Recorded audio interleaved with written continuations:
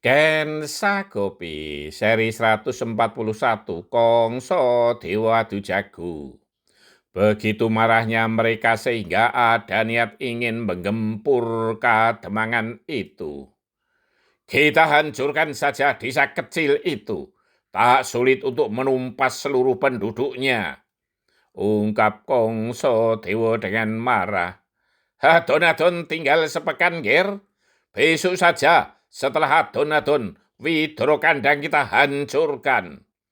Jawab Dityo Surati Montro. Dua gadis kecil itu harus dalam kuasaku, berkata Kongso Dewo. Itu perkara mudah, Ger. Jawab Dityo Surati Montro. Sekarang siapkan seluruh prajurit terbaik yang nantinya berbaur dengan penonton adon-adon.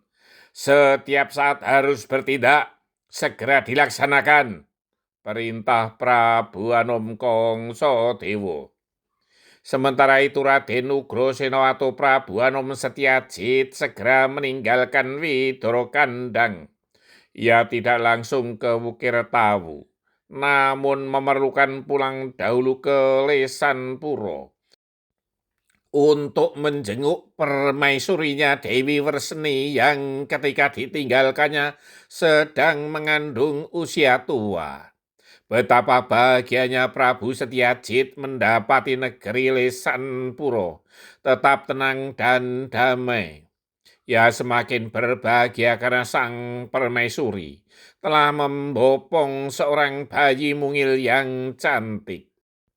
Sampai sekarang belum diberi nama pangeran, menunggu ayahnya pulang, ucap Dewi Werseni kepada Prabu Setyajid.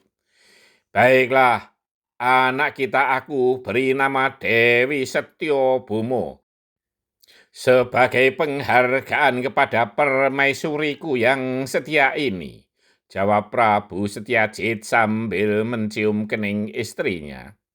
Dewi Setyobomo, berkata Dewi Werseni mengulang ucapan Prabu Setyajid. Di Lesanpuro Prabu Setyajid tidak berlama-lama. Ia segera memerintahkan kepada para prajurit pilihan untuk ikut menonton adon-adon di Manduro.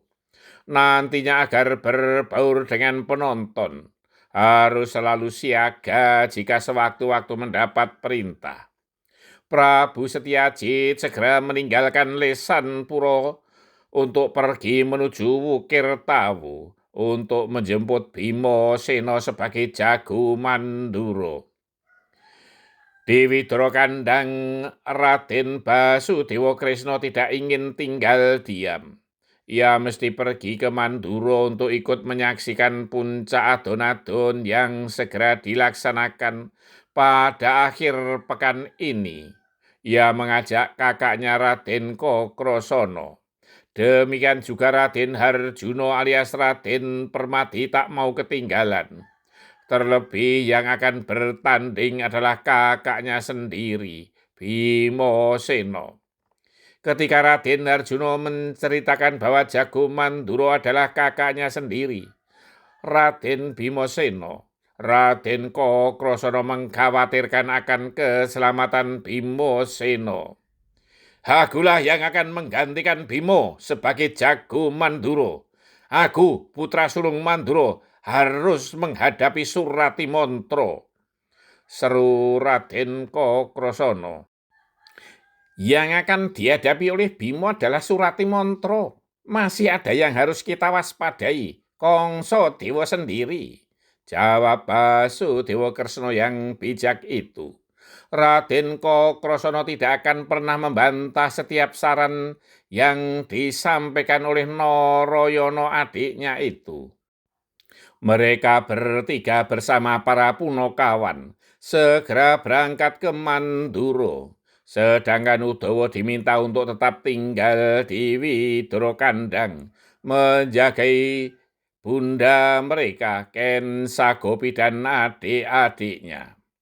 Di Wukirtawu, Bimo Seno yang masih muda itu tidak sabar, ingin segera berangkat ke Manduro seorang diri. Namun Bagawan Abyoso selalu mencegahnya. sebab dahulu Raden Ugrasena telah berjanji akan menjemputnya. Tunggulah Seno, Angger Ugrasena pasti akan menjemputmu. Kita belum tahu apa yang terjadi di Mandura, saran Bagawan Abiyasa. Jika kau tidak sabar, itu sudah merupakan kelamaanmu, Bimo. Sabarlah, tambah Bagawan Abiyasa. Bersambung. Orang yang sabar bukan berarti lambat, namun penuh perhitungan menunggu saat yang tepat.